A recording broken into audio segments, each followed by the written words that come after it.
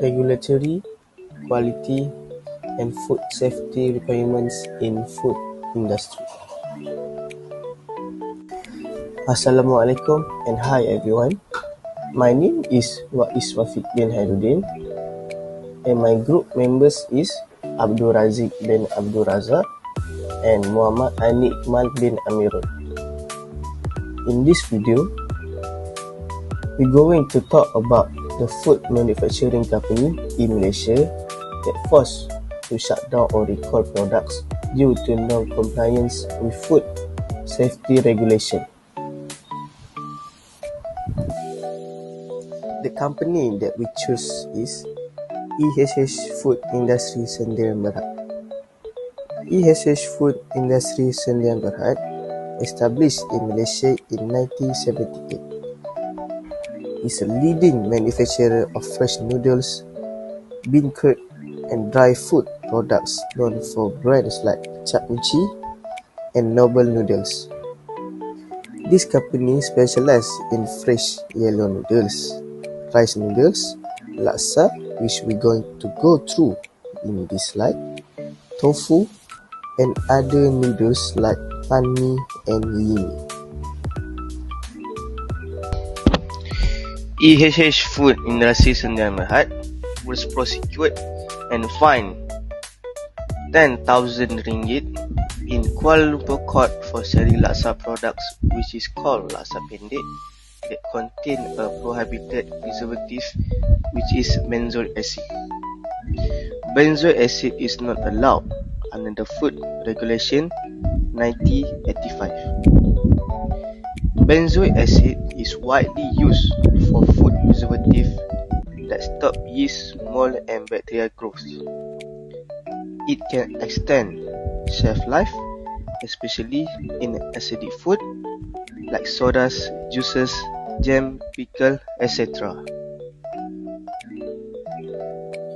The safety issue for this case is use of a non-permitted preservative in a specific food category.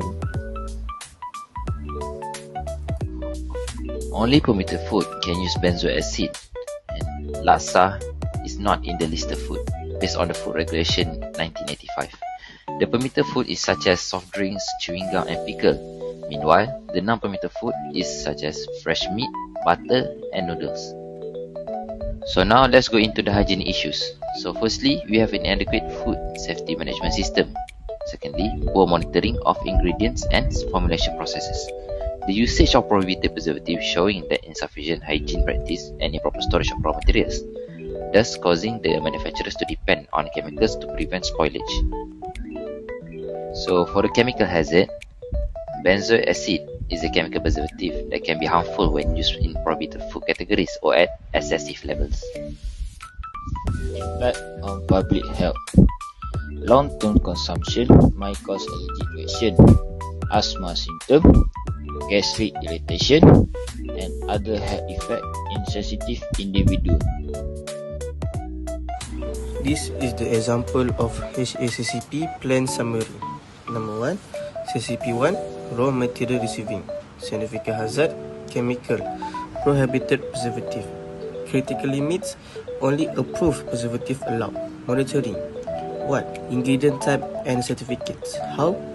Check raw material labels, frequency, every delivery, who, QC officer, corrective action, reject non-approved material, verification, verify raw materials are free from prohibited preservative through supplier certificate and label check by QC, records, supplier approval log. CCP number 2, mixing. Significant hazard, chemical, illegal preservative use, critical limits, no prohibited preservative added. Monitoring what? Ingredients. How? Batch checklist verification. Frequency, every batch. Who? Production supervisor. Corrective action, mix using approved preservative.